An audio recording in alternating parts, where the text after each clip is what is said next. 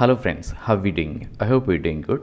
Friends, one of our subscribers and viewers request చేసినటువంటి concept sir would want to గురించి explain చేయండి అని నాకు రిక్వెస్ట్ అయితే చేయడం జరిగింది. ఈ వుడ్ వాన్ టు అనేది ఒక అడ్వాన్స్డ్ స్పోకెన్ ఇంగ్లీష్ కాన్సెప్ట్. ఈ వుడ్ వాన్ టు మనకు అర్థం కావాలంటే ఫస్ట్ అండ్ ఫార్మోస్ట్ థింగ్ మనకు విల్ వాంట్ అంటే ఏంటో తెలియాలి. ఈ విల్ వాంట్ని మనం ఎలాంటి సిచ్యువేషన్లో ఇచ్చేస్తామంటే ఏదైనా ఒక పనిని చేయాలనుకుంటాను, అబ్జర్వ్ కేర్ఫుల్లీ, ఏదైనా ఒక పనిని చెయ్యాలనుకుంటాను. సో చేయాలనుకుంటున్నాను అంటే want to plus V1 or wants to plus V1 use చేస్తాం. నేను ఒక పనిని చేయాలనుకుంటున్నాను, I want to do a work. But ఇక్కడ ఏదైనా ఒక పనిని చెయ్యాలనుకుంటాను, ఇలా ఏదైనా ఒక పనిని చేయాలనుకుంటాను అని తెలిపే సందర్భంలో మనం ఈ విల్ వాంట్ టు అనే ఈ అడ్వాన్స్డ్ కాన్సెప్ట్ని అయితే యూజ్ చేయాల్సి ఉంటుంది. సో ఫ్రెండ్స్, ఈ will want to or would want to, ఈ టూ కాన్సెప్ట్స్ని కూడా నేను ఇఫ్ కండిషనల్స్తో అయితే ఎక్స్ప్లెయిన్ చేయబోతున్నాను, కాబట్టి కేర్ఫుల్గా వినండి. నెంబర్ 1 ఎగ్జాంపుల్, యూనివర్సిటీ నాకు అవకాశం ఇచ్చినట్లయితే నేను ఎగ్జామ్ ఫీ చెల్లించాలనుకుంటాను. యాక్చువల్గా ఎగ్జామ్ ఫీ పే చేసే టైం కంప్లీట్ అయిపోయింది. ఆ కంప్లీట్ అయిపోయినప్పటికీ యూనివర్సిటీ నాకు ఆపర్చునిటీ ఇచ్చినట్లయితే, అంటే ఇన్ కేస్ ఒక ఆపర్చునిటీ ఇచ్చినట్లయితే నేను ఎగ్జామ్ ఫీ చెల్లించాలనుకుంటాను. సో ఇక్కడ చూడండి, అనుకుంటున్నాను అని కాకుండా చెల్లించాలనుకుంటాను అని ఇక్కడ ఎక్స్ప్రెస్ చేస్తున్నాను. సో ఇలా ఏదైనా ఒక పనిని చేయాలనుకుంటాను అని తెలిపే సందర్భంలో ఈ will want to plus V1 అయితే యూజ్ చేయాల్సి ఉంటుంది. మరి దీన్ని ఇంగ్లీష్లో if university gives me an opportunity, if university gives me an opportunity అంటే యూనివర్సిటీ నాకు అవకాశం ఇచ్చినట్లయితే I will want to pay the exam fee, I will want to pay the exam fee అంటే నేను ఎగ్జామ్ ఫీ చెల్లించాలనుకుంటాను. And second example here, అతనిని room నుండి బయటకు తీసుకువచ్చినట్లయితే, అతనిని రూమ్ నుండి బయటకు తీసుకువచ్చినట్లయితే అతను తప్పించుకోవాలనుకుంటాడు, అతను తప్పించుకోవాలనుకుంటాడు. సో ఇక్కడ అతను తప్పించుకోవాలనుకుంటున్నాడు అంటే హీ వాంట్స్ టు ఎస్కేప్ అంటాం.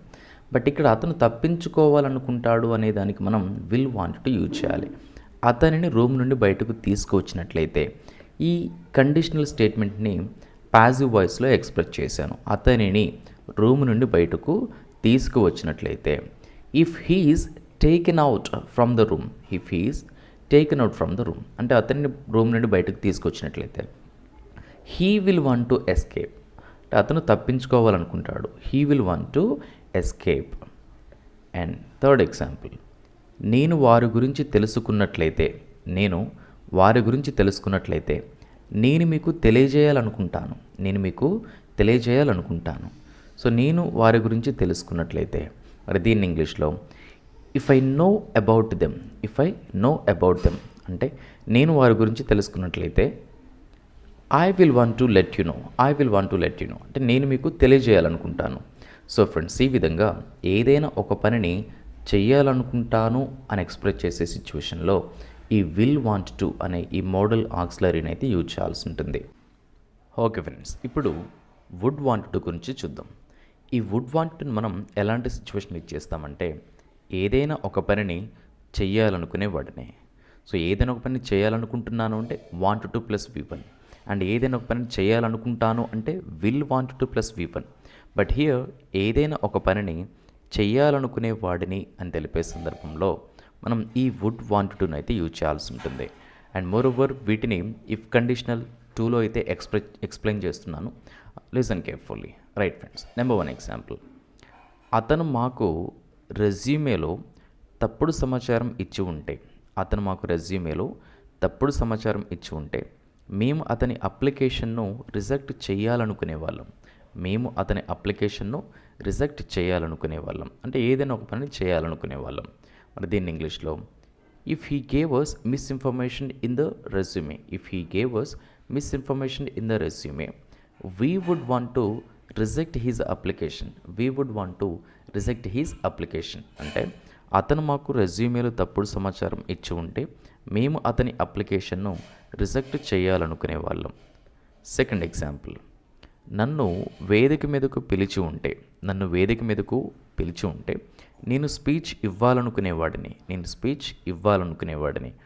దీన్ని ఇంగ్లీష్లో if I was called on to the dash, if I was called on to the dais. Sorry friends, ఇక్కడ యాక్చువల్గా సబ్జెక్ట్ ఆబ్జెక్ట్ ఐ అనేది మిస్ అయింది. If I was called on to the dais I would want to give speech. I would want to give speech అంటే నన్ను వేదిక మీదకు పిలిచి ఉంటే నేను స్పీచ్ ఇవ్వాలనుకునేవాడిని. అండ్ థర్డ్ ఎగ్జాంపుల్, అతని దగ్గర డబ్బు ఉంటే అతను ఒక ఈవీ బైక్ని కొనాలనుకునేవాడు. అతని దగ్గర డబ్బు ఉంటే అతను ఒక ఈవీ బైక్ని కొనాలనుకునేవాడు. మరి దీన్ని ఇంగ్లీష్లో if he had money he would want to purchase an EV bike.